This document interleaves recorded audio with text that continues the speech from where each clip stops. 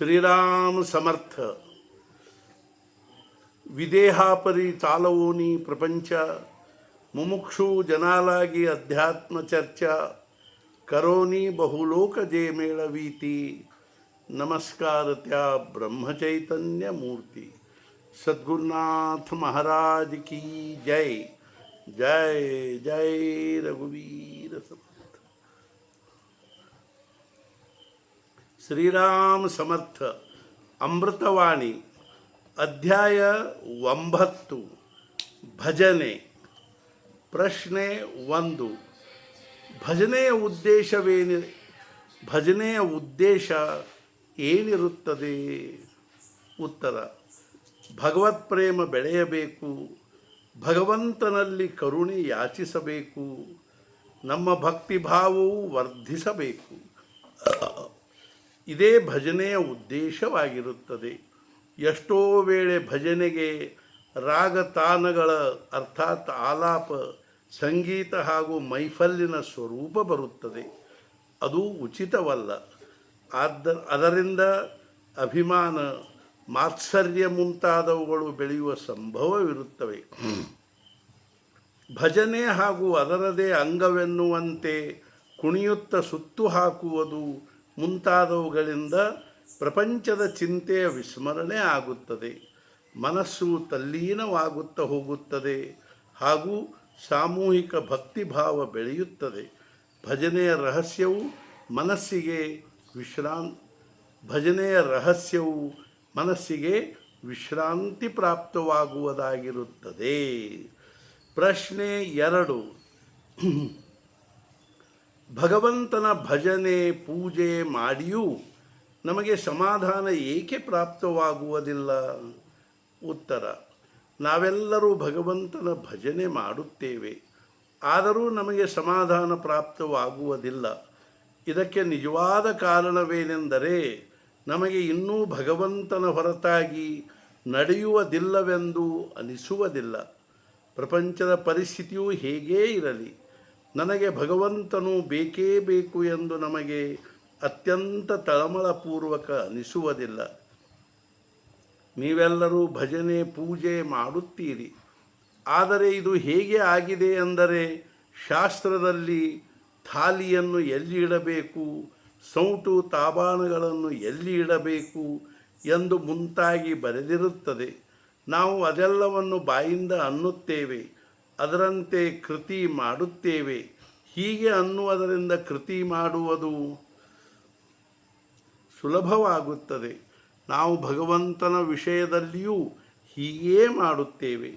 ಆದರೆ ಇದೆಲ್ಲವೂ ಕೇವಲ ಮಾಡಬೇಕಾಗಿರುತ್ತದೆ ಅಥವಾ ಮನೆಯಲ್ಲಿ ಸಂಪ್ರದಾಯವಿರುತ್ತದೆಂದು ಮಾಡುತ್ತೇವೆಯೇ ಹೊರತು ನಮಗೆ ಭಗವಂತನು ಸೇರುವನೆಂದು ಮಾಡುವುದಿಲ್ಲ. ಭಜನೆ, ಪೋಥಿ ವಾಚನ ಮುಂತಾದವುಗಳನ್ನು ನಮ್ಮ ಚಿತ್ತವೃತ್ತಿಗಳನ್ನು ಸುಧಾರಿಸಿಕೊಳ್ಳುವುದಕ್ಕಾಗಿ ಮಾಡದೇ ಇದ್ದರೆ ಅವು ಕೇವಲ ಮನೋರಂಜನೆ ಆಗುತ್ತವೆ. ಅವುಗಳಿಂದ ನಿಜವಾದ ಉಪಯೋಗವಾಗುವುದಿಲ್ಲ. ನಾನು ಭಜನೆ ಮಾಡುತ್ತಿರುವಾಗ ನನಗೆ ನಾನು ಹಾಗೂ ಭಗವಂತನ ಹೊರತಾಗಿ ಬೇರೆ ಯಾರೂ ಕಾಣುವುದಿಲ್ಲ. ಅದೇ ರೀತಿಯಾಗಿ ನಿಮಗೂ ಆಗಬೇಕೆಂಬುದೇ ನನ್ನ ಇಚ್ಛೆ ಆಗಿರುತ್ತದೆ ಮತ್ತು ಆ ರೀತಿಯಾಗಿ ಆಗುವುದು ಶಕ್ಯವಿರುವುದರಿಂದಲೇ ನಾನು ನಿಮಗೆ ಹೇಳುತ್ತೇನೆ. ಪ್ರಶ್ನೆ 3. ಭಜನೆ ಮಾಡುತ್ತಿರುವಾಗ ತಾಳ ತಪ್ಪಿದರೆ ಸಿಟ್ಟು ಬರಲು ಕಾರಣವೇನು?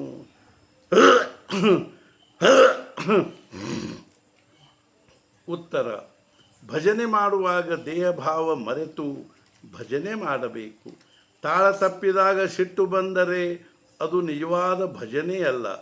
ಆದ್ದರಿಂದ ಭಜನೆ ಮಾಡುವಾಗ ನಾನು ಭಗವಂತನ ಮುಂದೆ ಇರುತ್ತೇನೆ, ನಾನು ಹಾಗೂ ಅವನ ಹೊರತಾಗಿ ಬೇರೆ ಯಾರೂ ಇರುವುದಿಲ್ಲ ಎಂದು ತಿಳಿದುಕೊಂಡೇ ಭಜನೆ ಮಾಡಬೇಕು ಮತ್ತು ಹಾಗೆ ಅಭ್ಯಾಸವಿಟ್ಟುಕೊಳ್ಳಬೇಕು. ಅಂದರೆ ದೇಹಭಾವ ಮರೆಯಲು ಬರುತ್ತದೆ. ತಾಳ ಸ್ವರದ ಹೊರತಾಗಿ ಭಜನೆಯಲ್ಲಿ ಪ್ರೇಮ ಬರುವುದಿಲ್ಲವೆಂದೇನೂ ಇಲ್ಲ.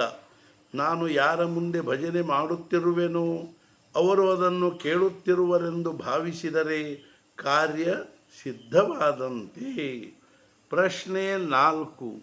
ಭಜನೆ ಹೇಗೆ ಮಾಡಬೇಕು? ಉತ್ತರ: ಭಜನೆಯಿಂದ ಭಗವಂತನ ಕಡೆಗೆ ಹೋಗಲು ಬರುತ್ತದೆ. ಆದ್ದರಿಂದ ಸ್ವಲ್ಪಾದರೂ ಭಜನೆ ಮಾಡಲು ಕಲಿಯಬೇಕು. ಅದಕ್ಕಾಗಿ ತುಕಾರಾಮರ ಗಾಥಾ ಸ್ವಲ್ಪ ಸ್ವಲ್ಪ ಓದಬೇಕು. ಹಾಗೂ ನಮಗೆ ಉಪಯುಕ್ತವೆನಿಸಿದ ಅಭಂಗಗಳನ್ನು ಶೋಧಿಸಿ ತೆಗೆಯಬೇಕು. ಸುಮ್ಮನೆ ಯಾವುದಾದರೊಂದನ್ನು ಹಾಡುತ್ತಾ ಕೂಡಬಾರದು. ಮತ್ತು ಭಜನೆಯು ಸಂಗೀತ ಪ್ರಧಾನ ಭಜನೆಯಾಗಿರಬಾರದು. ತಾಳವನ್ನು ಕೂಡ ಬಾರಿಸಬೇಕಾದ ಕಾರಣವಿರುವುದಿಲ್ಲ. ನಮ್ಮೊಳಗೆ ನಾವೇ ಭಜನೆ ಅನ್ನಬೇಕು. ಅದರಿಂದ ಭಗವಂತನ ವಿಷಯದಲ್ಲಿ ತುಕಾರಾಮರಿಗೆ ಉಂಟಾದ ತಳಮಳವು ಅವರ ಅಭಂಗಗಳನ್ನು ಅನ್ನುವುದರಿಂದ ನಮಗೂ ಉಂಟಾಗಬಹುದು. ಆದ್ದರಿಂದ ನೀವು ಹೀಗೆ ಮಾಡಿರಿ. ನಾವು ಎಷ್ಟು ಪ್ರೇಮದಿಂದ ಭಜನೆ ಮಾಡಬೇಕೆಂದರೆ ಅದರಿಂದ ಭಗವಂತನು ತಲೆದೂಗುವಂತಾಗಬೇಕು. ಅತ್ಯಂತ ಕಳವಳಗೊಂಡವರಾಗಿ ಭಜನೆ ಮಾಡಬೇಕು. ಶ್ರದ್ಧೆಯಿಂದ ಭಜನೆ ಮಾಡುವುದು ಅತ್ಯಂತ ಮಹತ್ವದ್ದಾಗಿರುತ್ತದೆ. ಶ್ರದ್ಧೆಯಿಂದ ಭಜನೆ ಮಾಡಿದರೆ ಭಗವಂತನು ಎಷ್ಟೇ ದೂರವಿದ್ದರೂ ಓಡಿ ಬರುತ್ತಾನೆ. ಶ್ರದ್ಧೆ ಅಥವಾ ನಿಷ್ಠೆಯ ಹೊರತಾಗಿ ಕೆಲಸವಾಗುವುದಿಲ್ಲ. ಶ್ರದ್ಧೆ ಇದ್ದದ್ದಾದರೆ ಎಂಥ ಧ್ವನಿಯೂ ಭಗವಂತನಿಗೆ ಮಧುರವೆನಿಸುತ್ತದೆ. ನಿಷ್ಠೆ ಉತ್ಪನ್ನವಾಗುವುದಕ್ಕಾಗಿ 3 ವಿಷಯಗಳು ಬೇಕಾಗುತ್ತವೆ. 1. ಸದಾಚರಣೆ. 2. ಪವಿತ್ರ ಅಂತಃಕರಣ. 3. ನಾಮಸ್ಮರಣ. ಪ್ರಶ್ನೆ 5. ಮಹಾರಾಜ್, ನೀವು ಯಾವುದೇ ವ್ಯಸನವು ಕೆಟ್ಟದ್ದಾಗಿರುತ್ತದೆ ಎಂದು ಅನ್ನುತ್ತೀರಿ. ಅಂದ ಮೇಲೆ ಅತ್ಯಂತ ನಿಯಮದಿಂದ ಸಮಯಾನುಸಾರವಾಗಿ ಭಜನೆ ಮಾಡುವುದು ಕೂಡ ಒಂದು ಪ್ರಕಾರ ವ್ಯಸನವೇ ಆದಂತಾಗಲಿಲ್ಲವೇ? ಉತ್ತರ: ಹೌದು. ಇದಕ್ಕೂ ವ್ಯಸನವೆನ್ನಲು ಯಾವುದೇ ಅಡ್ಡಿ ಇಲ್ಲ. ಆದರೆ ಈ ವ್ಯಸನವು ಎಂಥ ವ್ಯಸನವಾಗಿರುವುದೆಂದರೆ ಇದು ಮನುಷ್ಯನನ್ನು ಜನ್ಮ ಮರಣದ ವ್ಯಸನದಿಂದ ಬಿಡಿಸುತ್ತದೆ. ಸದ್ಗುರುನಾಥ ಮಹಾರಾಜ್ ಕಿ ಜೈ.